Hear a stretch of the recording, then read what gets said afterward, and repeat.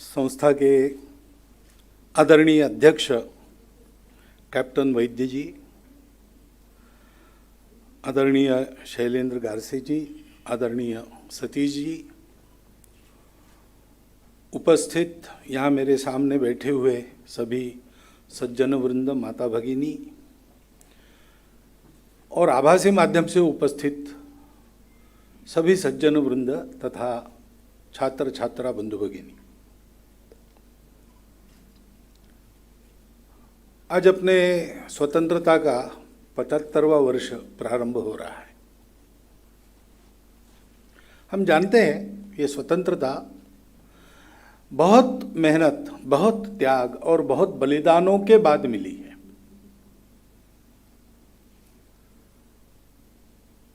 सिकंदर के आक्रमण के पूर्व से हमारे देश पर आक्रमणों का तांता लगा रहा, उसको पूर्ण विराम हमने 15 अगस्त 1947 के दिन अधिकृत रूप से दिया। इस लंबे कालावधि में देश की स्वतंत्रता के लिए बहुत संघर्ष हुआ। जिस जिस प्रकार से लड़ना पड़ा उस प्रकार से हम लड़ते रहे। किसी भी विदेशी आक्रमक का पहला कदम हमारी सीमा में पड़ता था, उस क्षण से संघर्ष शुरू हो जाते थे। आज के दिन उन सभी का स्मरण करने की आवश्यकता है। लड़ाई के रूप होते, आत्मशस्त्र लेके एक लड़ाई होती है, अपने विचारों को स्वतंत्र रखने के लिए वैचारिक लड़ाई होती है, कई प्रकार की लड़ाई होती है। इन सब लड़ाइयों को सामर्थ्य के साथ लड़ने वाले महापुरुष, वीर, जिनके जीवन आज भी हमें प्रेरणा देते हैं, जो हमारे लिए अनुकरणीय है, ऐसे सबका स्मरण आज करना चाहिए। हमारी आज की स्वतंत्रता ये वो जो प्रयत्नों की श्रृंखला तब से शुरू हुई, उसका अंतिम परिणाम है।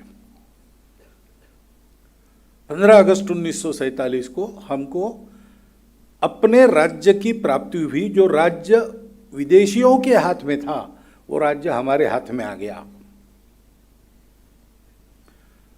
हमको स्वराज्य मिल गया, हम स्वतंत्र बन गए। क्यों बन गए? हमको स्वातंत्र्य लाना है, इसलिए स्वतंत्र। तो अब हम समर्थ हो गए, अपना जीवन खुद चलाने के लिए हम मुक्त हो गए। लेकिन अपना जीवन चलाना, स्व के आधार पर चलाना, तो वो स्व क्या है? हम प्रतिवर्ष झंडा वंदन करते हैं, इस वर्ष भी किया। उस अपने राष्ट्र ध्वज की ओर हम देखेंगे तो हमको इसका भी बोध मिलेगा कि हमको करना क्या है। अभी वैद्य जी ने कहा कि स्वतंत्रता प्राप्त हुई, लेकिन उसको टिकाए रखने के लिए लोग, व्यक्तियों को योग्य बनना पड़ेगा। यो योग्यता क्या है? हमारा राष्ट्र ध्वज बताता है। उसमें शीर्ष स्थान पर केसरिया रंग है, भगवा रंग है, अपने देश का परंपरागत जाना पहचाना और सबने माना हुआ रंग, त्यागी व्यक्तियों के वस्त्रों का रंग, जो त्याग की प्रेरणा, प्रकाश की ओर बढ़ने की प्रेरणा, कर्म की प्रेरणा देता है। और वो कहता है कि शीर्ष स्थान पर होने के नाते वो हमारा गंतव्य है, गोल है। हमको विश्व में ऐसी मानवता चाहिए जो तमसोमा ज्योतिर्गमय, मृत्योर्मा अमृतम गमय, असतोमा सद्गमय, इस यात्रा को करती रहेगी। ये निरंतर चलने वाली यात्रा है। मनुष्य जीवन का वो लक्ष्य है। पशुओं के जैसा जन्म लेना, अपने प्राकृतिक जो प्रेरणाएं होती है उसके आधार पर भोग करना और एक दिन मर जाना, केवल इतना नहीं है। मनुष्य का जीवन एक परम लक्ष्य की प्राप्ति के लिए, उस यात्रा का ये वर्णन है। असतो मा सद्गमय, तमसो मा ज्योतिर्गमय, मृत्योर्मा अमृतम गमय। ऐसा समाज हमको करना है, ऐसा हमको सारे विश्व को बनाना है। उसके लिए भारत को स्वतंत्र करना, ये हम करेंगे। और करते समय हम ध्यान में रखेंगे कि हमारा यह उद्देश्य जितना पवित्र है, जितना सत्य है, उतना ही हमारा प्रयास, उसका साधन, प्रयास करने के पीछे हमारी वृत्ति उतनी ही निर्मल, उतनी ही शुद्ध, उतनी ही सत्य रहेगी। उस सत्यता का, शुद्धता का, शील युक्तता का प्रतीक है सफेद रंग। और ये सब हमको करना है, लेकिन करने के लिए जो शक्ति चाहिए, वैभव संपन्नता चाहिए, सामर्थ्य चाहिए, समृद्धि चाहिए, ये सारी बातें एक ही प्रकार से हमारे यहां देखी जाती है समग्रता में। हम लोग श्री सूक्त कहते हैं लक्ष्मी जी की पूजा में, तो उसमें सभी का वर्णन है। धान्यम धनम पशुम बहुपुत्र लाभम शत संवत्सरम दीर्घम आयु। एक तरफ ये जो भौतिक जीवन के और अच्छे प्रकार है, वैभव है, जिनकी इच्छा प्रत्यय हर कोई करता है। धान्यम कहने के बाद प्राकृतिक संपत्ति का वो प्रतिनिधि है, केवल चावल गेहूं ऐसा उसका अर्थ नहीं। प्रकृति से मिलने वाली सारी संपत्ति, धनम यानी साधन सब प्रकार के, पशुम यानी जो हमको पर्यावरण मिला है, बायोडाइवर्सिटी मिली है, वो सारी, उसकी कंटिन्यूटी, उसका सतत चलना, पशुम बहुपुत्र लाभम में हमने कहा है। और 100 साल की दीर्घ आयु, स्वस्थ आयु यानी अपनी स्वयं की क्षमता है। एक तरफ ये भौतिक वैभव हम मांगते हैं, दूसरी तरफ हम कहते हैं न क्रोधो न च मात्सर्यो न लोभो न शुभामति। ये हम कहते हैं, यानी अपने मन की, अपने शील की अमीरी के साथ साथ भौतिक अमीरी, इन दोनों को हम मांगते हैं। उसके बल पर मनुष्य जीवन में परम लक्ष्य प्राप्त करता है। उस समृद्धि का रंग हरा रंग है। और हम जो कुछ करेंगे उसका आधार क्या होगा, अधिष्ठान क्या होगा? तो बीच में धर्म चक्र है, 16 आरो वाला धम्म चक्र। हमारे जीवन का अधिष्ठान, सबके जीवन की अधिष्ठान करने वाला, प्रारंभ में, मध्य में, अंत में सबको आनंद देने वाला, आनंदमय रहने वाला, चराचर सृष्टि की धारणा जिसके कारण होती है, ऐसा जीवन का संतुलन, जीवन का अनुशासन, जिसको हमारे यहां धर्म कहा गया है, वह धर्म केंद्रित हमारे सारे प्रयास होंगे। ये हम झंडा वंदन करते उस समय हमको सोचना चाहिए। जीवन का लक्ष्य क्या है? तो ये तो सब जगह एक ही मान्यता है, सुख के लिए आदमी जीता है, दुख से दूर भागता है, सुख की ओर बढ़ता है। जितना सुखी उतना आनंदित। लेकिन भारत में हमारे मनीषियों ने जो अनुभव किया वो थोड़ा आगे का है। दुनिया वहां तक नहीं पहुंची, उसकी सोच में, करने में अधूरापन रह गया। हमारे यहां ये कहा कि भाई सुख एक तो बाहर नहीं है, वस्तुओं में नहीं है, पदार्थों में नहीं है, भोज्य पदार्थों में नहीं है, सुख आपके अंदर है। सुख दुख की अनुभूति आपके चित्तवृत्ति पर अवलंबित होती है, पदार्थों पर अवलंबित नहीं होती। थोड़े में भी आदमी सुखी रहता है, संतुष्ट रहता है, और लाखों की, करोड़ों की, अरबों की संपत्ति होने के बाद भी आदमी सुखी नहीं रहता। ये हम सुनते तो आए ही है तत्व के रूप में। परसों मुझे एक बहुत बड़े करोड़पति मिलने के लिए आए थे, उन्होंने ये बताया उनके जीवन में जो उन्होंने अनुभव किया, और ये सत्य बात है। मन का संतोष उस पर सब निर्भर करता है, और एक आदमी अकेला सुखी नहीं हो सकता। सब जब तक सुखी नहीं होते तब तक उसका सुख स्थिर नहीं रहता, वो दुखी बन सकता है।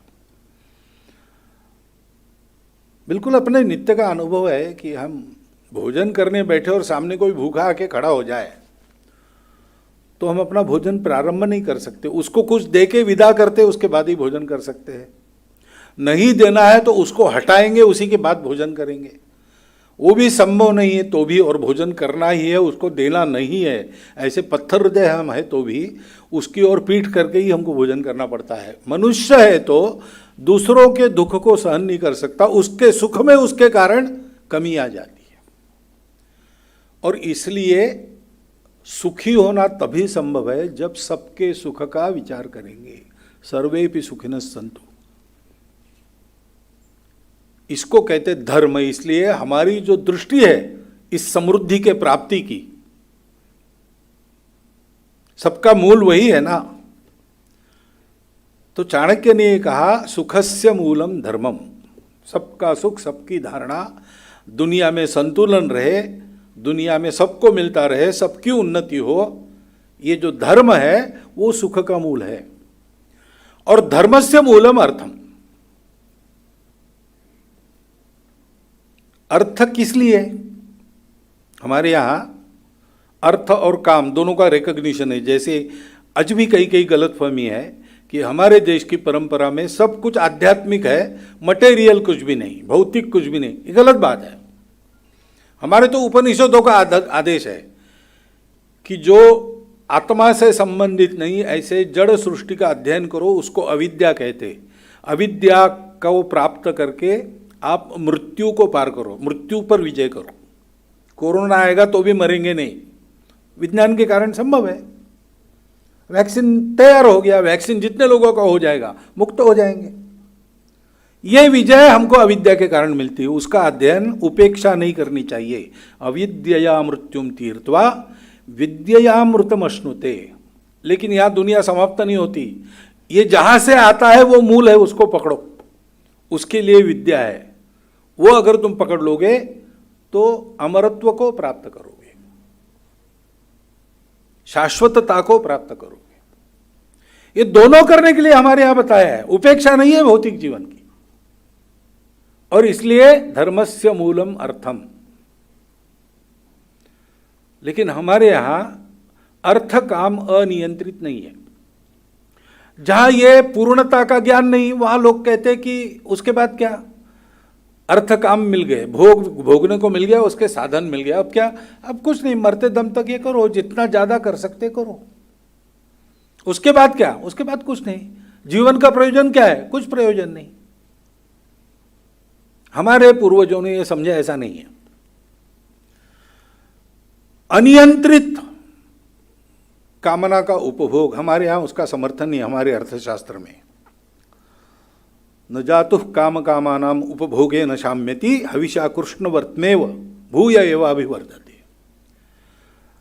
भोग भोगने से भोगों की लालसा समाप्त नहीं होती, आग में घी डालने के जैसा ही और भड़काता है।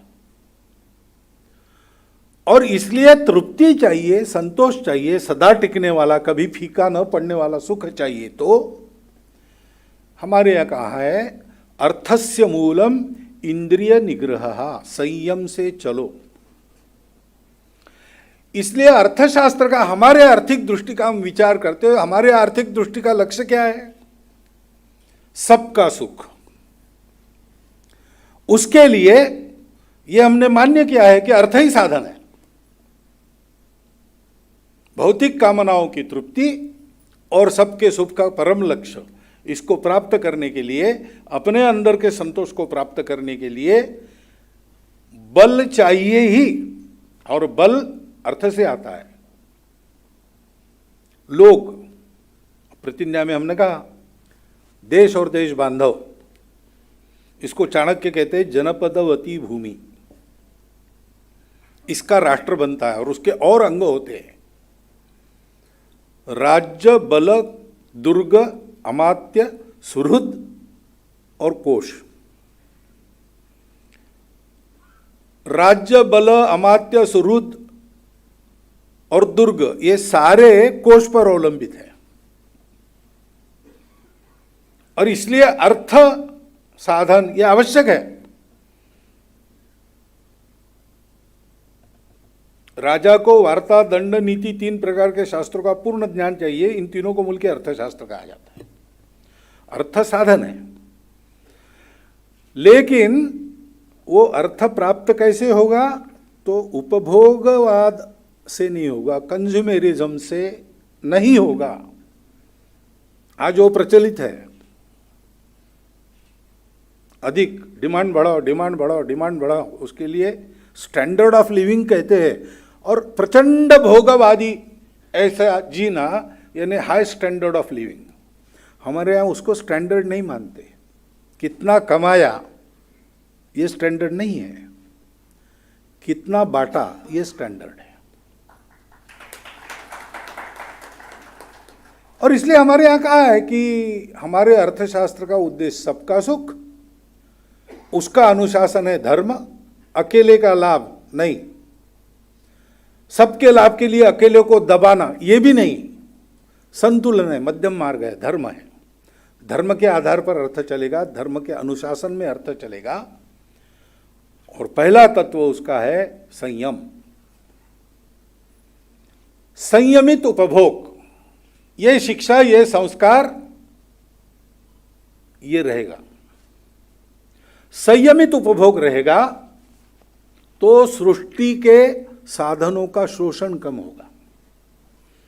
इसलिए हमारी अर्थव्यवस्था मनुष्य का विकास एक तरफ करेगी, दूसरी तरफ पर्यावरण का विनाश कभी नहीं करेगी, क्योंकि संयम है तो हम दोहन करेंगे, शोषण नहीं करेंगे। और हम धर्म को मानते हैं, इसलिए हम अपने विकास में सबका विकास साधना चाहते, इसलिए हमेशा हमारे अर्थशास्त्र में प्राप्ति के उपाय जैसे बताएंगे वैसे गिविंग बैक, जिसको आजकल कहते हैं, जितना लिया उससे अधिक वापस देना। जीवने यावदादानम स्यात् प्रदानम ततोधिकम, इसका भी विचार रहेगा, विचार है। दान और भोग, भोग संयमित करो, अतिरिक्त बचता है दान करो, सृष्टि को वापस दो, सृष्टि का दोहन करो, शोषण मत करो। ये हमारी आर्थिक दृष्टि बन जाती है उसके कारण। और इसलिए हमारी आर्थिक दृष्टि एक अनोखी दृष्टि है। आज के दुनिया को उसकी आवश्यकता प्रतीत हो रही, विशेषकर कोरोना एपिडेमिक के कारण सारी दुनिया ने जो अनुभव किया, उसमें आज की दुनिया की वो आवश्यकता है।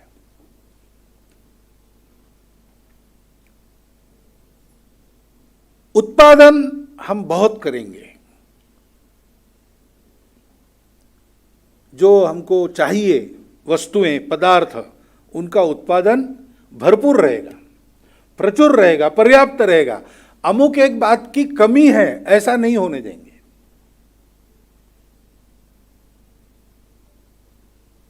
और इसका स्वाभाविक परिणाम यह है कि ऐसा जब होता है तो मूल्य वृद्धि के तरफ नहीं जाता, मूल्य घटते हैं, सस्ताई आ जाती है।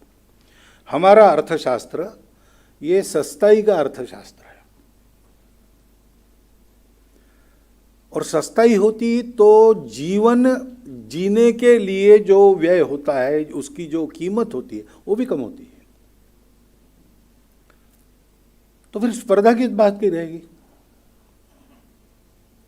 वहां तो सर्वाइवल है, उसकी लड़ाई है, जो फिटेस्ट है बाय हुक और क्रूक वो जिएगा, उसको अधिकार है। जो बली है वो सबको दबाएगा। हमारे यहाँ ऐसा नहीं है, स्पर्धा, ज़्यादा से ज़्यादा स्पर्धा है। लेकिन स्पर्धा भी किस बात की है? किसके पास ज़्यादा है उसकी नहीं है, किसका माल उत्कृष्ट है इसकी स्पर्धा रहेगी। क्योंकि अगर मेरे पास 1 लाख रुपया है, तेरे पास केवल 500 रुपया है, ये स्पर्धा समाप्त हो जाती तो एक ही बात बचती है कि जो मेरे पास है उसकी क्वालिटी बहुत अच्छी है। और इसलिए उत्पादन की उत्कृष्टता बढ़ाने पर, आज की भाषा में कहेंगे तो रिसर्च एंड डेवलपमेंट, इस पर हमारा जोर रहेगा। उसके आधार पर अपने उत्पादों को अधिकाधिक उत्तम करते जाना। और उत्पादन भरपूर रहेगा, लेकिन मास प्रोडक्शन नहीं रहेगा, प्रोडक्शन बाय मासेस रहेगा।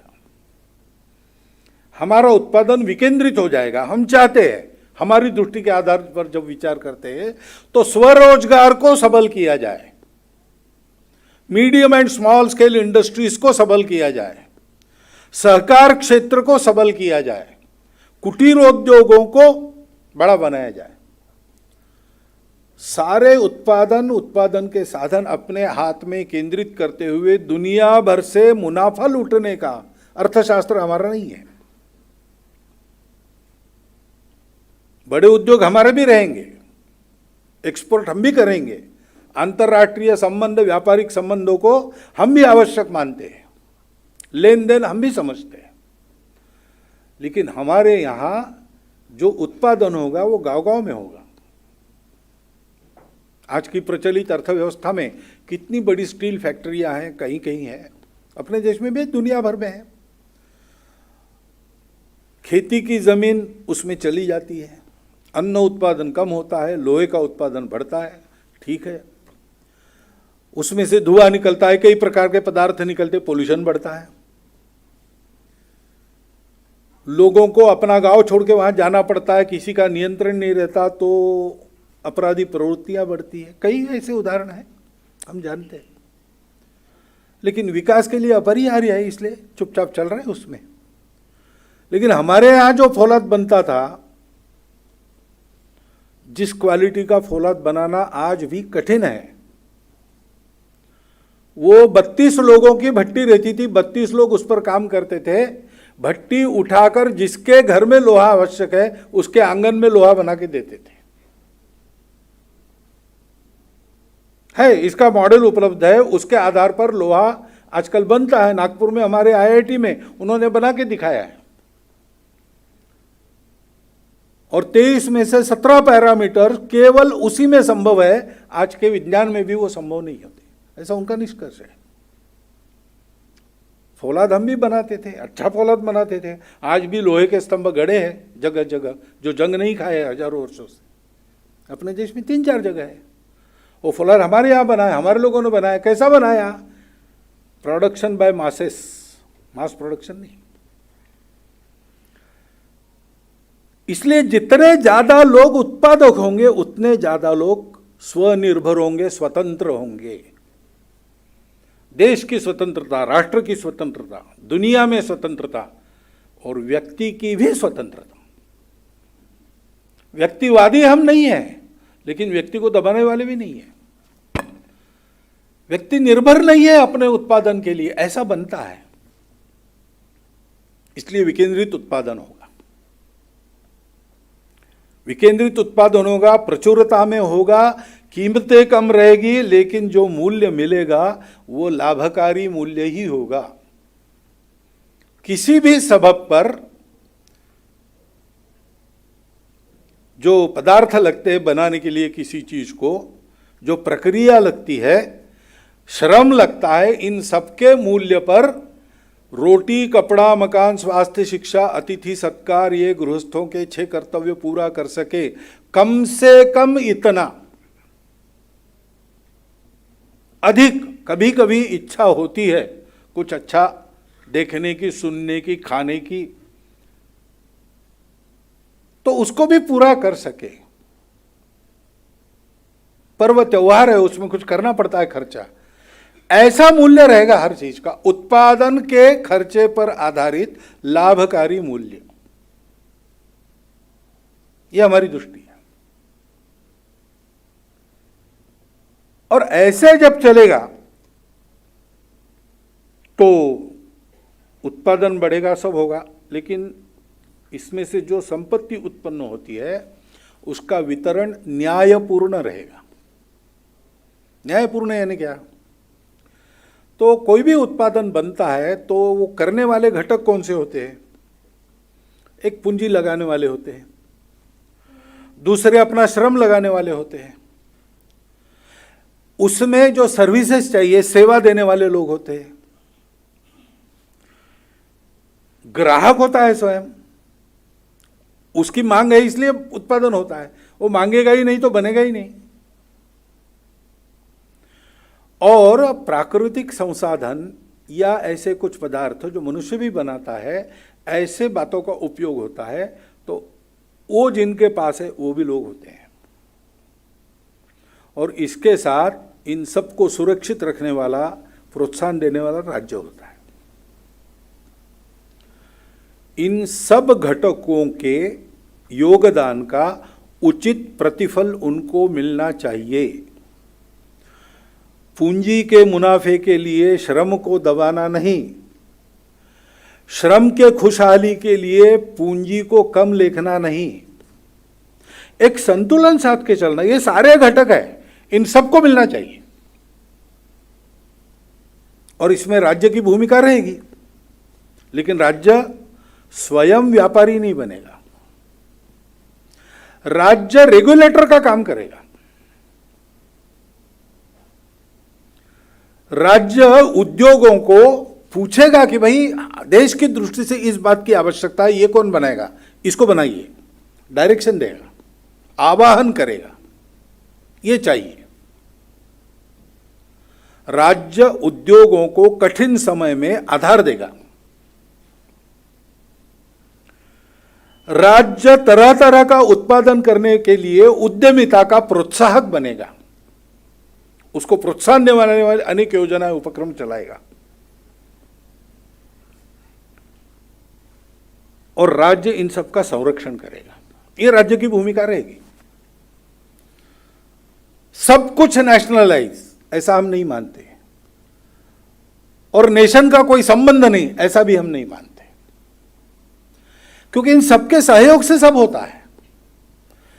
किसी एक तरफ ना झुकते हुए सबका उचित प्रतिफल सबको मिले, ऐसा न्याय्य वितरण मुनाफे का होगा। अर्थ परिवार परिवार भावना से चलेगा, और जनता में इस सारे संपत्ति के उत्पादन के बाद भोग संयमित रहेंगे, दान को प्रोत्साहन मिलेगा, ऐसी शिक्षा रहेगी, ऐसा वातावरण रहेगा, ऐसा घर में भी संस्कार रहेगा, घर में भी वातावरण रहेगा। अब ऐसा एक समय में तो बहुत आसान था, सरल था, उस समय तकनीकी नहीं थी, आज टेक्नोलॉजी आई है। हम कितना भी कहे उत्पादन विकेंद्रित, बड़े बड़े कारपोरेट्स तो उत्पादन केंद्रित करके और माल को डंप करेंगे, जिसके कारण स्वदेशी की खपत नहीं होगी, विदेशी की होगी, और उनके हाथ में अर्थतंत्र जाएगा। कभी भी माल को बंद करेंगे, भाव बढ़ाने के बाद ही खोलेंगे। तो फिर तकनीकी तो हमारे पास भी चाहिए, हमारा भी कुछ मास प्रोडक्शन चाहिए, ठीक है, करना ही पड़ेगा। जमाना बदला है, रूप बदलेगा, परंतु हमारे सारे छोटे उद्योग, हमारे सारे कुटीर उद्योग, हमारे छोटे छोटे स्वरोजगार कमाने वाले, ये सब मिलके बड़े उद्योगों की सहायता करेंगे। उसके आधार पर बड़े उद्योग चलेंगे, देश के लिए चलेंगे। और इन बड़े उद्योगों में तकनीकी तो आएगी, तो हम तकनीकी लेंगे, जैसी चाहे हमको वैसे लेंगे, हमारी शर्तों पर लेंगे, और हमारे यहां उसको अनुकूल बना के लेंगे। तो हम तकनीकी के विरोधी नहीं, हमारी दृष्टि कभी ऐसी नहीं रही। हमारे यहां भी यंत्र रहे, दूर दूर खगोलों का अध्ययन करना हमने भी सीखा है पहले से। टेक्नोलॉजी में फर्क हो सकता है, लेकिन टेक्नोलॉजी को नकारा नहीं है हमने टेक्नोलॉजी को हमारे हिसाब से एडॉप्ट किया है। टेक्नोलॉजी अपने साथ कुछ आदतें भी लाती है, वो आदतें न बिगड़े हमारे समाज की, इसलिए हमको क्या करना है हम तय करेंगे। अपनी शर्तों पर, अपने एडाप्टेशन के साथ टेक्नोलॉजी का स्वीकार हम करेंगे, और हमारी सारी व्यवस्था मनुष्य केंद्रित रहेगी, धन केंद्रित नहीं रहेगी, मुनाफा केंद्रित नहीं रहेगी, तकनीकी केंद्रित नहीं रहेगी। सारी दुनिया अब आजकल ऐसा सोच रही, पहले ऐसा सोचती थी। लव मीन्स मैनेजमेंट, मनुष्यों का उपयोग कर लो और साधन बढ़ाओ। आजकल उन सारे शास्त्रों में दूसरा पढ़ाना शुरू हो गया है, लव मेन मैनेज मीन्स। साधन आज नहीं कल फिर से ला सकते, मनुष्य अगर खो गया तो फिर से नहीं मिलेगा। इसलिए मनुष्य को हमारी आर्थिक दृष्टि मनुष्य केंद्रित है, धर्म के आधार पर चलती है, सबके उन्नति के लिए चलती है और वह स्वनिर्भर है। आत्मनिर्भर कहा जाता ना, मैं स्वनिर्भर कहता हूं। हमारा इतना बड़ा समाज है, दुनिया में आर्थिक दृष्टि से इतने उत्पात हुए पिछले 30 सालों में, हमारा देश सबसे कम अप्रभावित रहा। कारण क्या है? आज भी हमारे यहां समाज की इकाई कुटुंब है, वो सामाजिक इकाई है, वैसे अपने देश में वो आर्थिक इकाई भी है। हमारे यहां मनुष्य इकाई नहीं है, व्यक्ति इकाई नहीं है, एक मनुष्य एक व्यक्ति इकाई नहीं है, कुटुंब इकाई है। मनुष्य का कुटुंब के संदर्भ में विचार होता है। मैं पुरानी आदतों में नाम बताओ कहने के बाद अपना नाम, पिताजी का नाम और कुल नाम तीनों बताने पड़ते हैं, क्योंकि एक व्यक्ति का कोई मतलब नहीं है ना, उसके ये सारे परिवेश है, उसका कुटुंब, उसका कुल, वो हमारी आर्थिक इकाई है, वो आज भी चल रही है। और दूसरी बात है कि हम बचत करते हैं, इसके कारण हम पर परिणाम नहीं हुए, तो वह कुटुंब एक इकोनॉमिक यूनिट फिर से बने, स्वचालित, स्वनिर्भर, स्वावलंबी। ऐसी अगर व्यवस्था रहे तो फिर रोजगार की समस्या नहीं होगी, सबको काम मिलेगा, अपने अपने स्थान पर काम मिलेगा। अपने मेहनत से कुशलता अर्जित करके मैं अपना जीवन चला सकता हूं, ये अवसर, ये आत्मविश्वास सबके पास रहेगा। हमारी अर्थव्यवस्था रोजगार बढ़ाने वाली होगी, कम करने वाली नहीं होगी। और हमारी अर्थव्यवस्था ऐसी होने के नाते बहुत बड़ी ऊर्जा खाने वाली योजनाएं हमारे यहां नहीं होगी। वो पर्यावरण को भी खराब करती है, प्रकृति के उत्पाद भी उसके कारण हो रहे हैं, हम देख रहे हैं। कम ऊर्जा खाने वाली हमारी आर्थिक दृष्टि है। छोटी छोटी योजनाएं, छोटे छोटे प्रकल्पों में से विकेंद्रित उत्पादन के आधार पर बढ़ाने वाले हम हैं। और इसलिए ऐसा विचार करके हम आगे बढ़ेंगे तो स्वनिर्भरता प्राप्त होगी। आखिर इन सारे में हम स्वदेशी का विचार करेंगे, स्वतंत्र देश को स्वनिर्भर होना है। जितना स्वनिर्भर होंगे उतना सुरक्षित रहेंगे। आर्थिक सुरक्षा पर बाकी सारी सुरक्षाएं निर्भर है, और सुरक्षा इसी में है। और बहुत सारा हम इंटरनेट का उपयोग करते, तकनीकी का उपयोग करते हैं, हमारे देश में उसकी मूल टेक्नोलॉजी नहीं है, वो बाहर से आती है। तो हम कितना भी चाइना के बारे में चिल्लाएंगे समाज के नाते और बहिष्कार करेंगे चाइनीज माल का वगैरह, लेकिन आपके मोबाइल में जो कुछ है वो कहाँ से आता है? तो चाइना पर निर्भरता बढ़ी तो चाइना के आगे झुकना पड़ेगा। स्वदेशी का मतलब है सबको छोड़ देना दुनिया में, ऐसा नहीं है। अंतर्राष्ट्रीय व्यापार रहेगा, लेना देना रहेगा, लेकिन शर्त अपनी रहेगी। मन मर्जी हमारी चलेगी, हमारी मर्जी के विरुद्ध कोई दबा नहीं सकेगा हमें। उसके लिए स्वावलंबी होना है, स्वावलंबन। और स्वावलंबन से हमारे रोजगार बनते हैं, नहीं तो हमारे रोजगार चले जाते हैं। रोजगार जाने से भूख उत्पन्न होती है, हिंसा होती है। तो स्वदेशी का मतलब क्या है? स्वावलंबन और अहिंसा, ऐसा विनोबा जी कहते थे। जो मेरे घर में बन सकता है उसके लिए बाजार में नहीं जाना। पहले पापड़ अचार वगैरह घर में बनते थे, आजकल अब समय नहीं रहा तो बाजार से लाने पड़ते। ठीक है, घर में नहीं बनता, लाते हैं, कोई बात नहीं। लेकिन जो हमारे शहर के बाजार में, गांव के बाजार में मिलता है, उसके लिए बाहर गांव से नहीं लाएंगे। जो हमारे जिले में बनता है बाहर के जिले का नहीं लाएंगे। 5 किलोमीटर पर राज्य की सीमा है, उधर पेट्रोल सस्ता है, इसलिए वहां से नहीं ले आएंगे, उदाहरणार्थ। तो जो देश में बनता है वही उपयोग करेंगे, और देश में बनता ही नहीं लेकिन जीवन आवश्यक है तो बाहर से लेंगे।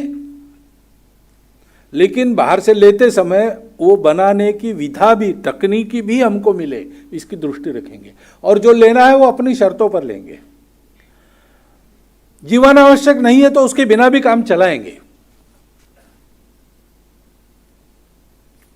और नहीं चलता है, आवश्यक है, तो फिर अपनी शर्तों पर लेंगे। ये स्वदेशी है। उस स्वदेशी पर आधारित, स्व के दृष्टि पर आधारित ऐसी अर्थव्यवस्था को हमको लाना पड़ेगा। आज नहीं है। ये कई बातें मैं बोल रहा हूं, हो सकता है कि अब ये कैसे होगा भाई, ऐसा लगता है आपको, लेकिन असंभव नहीं है। धीरे धीरे नीतियों में एक एक कदम आगे डालते हुए समाज, शासन, प्रशासन और आर्थिक जगत के सभी लोग एक मन होकर अगर आगे बढ़ेंगे तो ये असंभव नहीं है। और असंभव तो है ही नहीं, आज की दुनिया को ये आवश्यक लग रहा है। विकास का पर्यावरण से झगड़ा कैसे शमित हो, दुनिया विचार कर रही। बड़े बड़े आर्थिक निकष, जीडीपी आदि लगाकर इकोनॉमिक्स एक तैयार किया, चला, उसका परिणाम क्या हो रहा है? गरीब और अमीर बीच की खाई बढ़ रही है, बेरोजगारी उत्पन्न हो रही है, पर्यावरण की हानि हो रही है। इसलिए फ्रांस में सार्कोजी प्राइम मिनिस्टर जब थे, उन्होंने एक कमेटी अपॉइंट की कि ये सारे मानक हमारे गलत सिद्ध हो गए, सारा विचार मूल में से करना पड़ेगा। इसलिए एक कमेटी गठित की। हमारे नोबेल पारितोषिक विजेता अर्थशास्त्री वो भी गए थे उस कमेटी में। तो सारी दुनिया ही आज विचार कर रही है कि यहां तक चले, इतने प्रयोग हुए, हम लड़खड़ा रहे अभी भी, तो कुछ मूल में गलत है, हमको वापस लौटना पड़ेगा। किसके पास है? दुनिया के पास दो ही रास्ते, कैपिटलिज्म, कम्युनिज्म। तीसरा कोई वे है क्या? है, हमारा रास्ता है। उसको काल सुसंगत रूप में खड़ा करते हुए हम उसको इस देश में लाए, इस देश में एक उदाहरण खड़ा करें, उस उदाहरण को देखकर उसके आधार पर अपने अपने देश का मॉडल बाकी देश बनाए। हम अगर उदाहरण खड़ते हैं तो ये जरूर होगा। लेकिन दुनिया यही राह देख रही है कि भारत कब खड़ा होता है, कैसे खड़ा होता है। हमको नकल करने की आवश्यकता नहीं है। हमारे पास हजारों वर्षों के अनुभव की कसौटी पर खरा उतरा आर्थिक विचार है। वो समग्र है, एकात्म है, वो अधूरापन उसमें नहीं है। हमको अपने उद्यम से आज के समय में जो सुसंगत रूप उसका आ सकता है उसको स्थापित करना है। इसलिए उसको समझना आवश्यक है। वो समझने का प्रारंभ आपके चिंतन में हो, इसलिए आज मुझे विषय ये रखना था, मैंने आपके सामने रखा है, क्योंकि ये जो सर्वांगीण समृद्धि आती है जनपदवती भूमि के, यानी राष्ट्र के दुर्ग, अमात्य, बल, सुहृद, अंतर्राष्ट्रीय जगत के मित्र और राज्य, ये सब जिससे बलशाली होता है, वह कोश उतना ही बलशाली करने की आवश्यकता आज प्रतीत होती है। और उसकी जो विधा हम अपनी दृष्टि से सोचते हैं, उसकी आज सारी दुनिया को भी आवश्यकता है। इसलिए उसका चिंतन आपका बढ़ना चाहिए, ऐसा मुझे मन में लगा।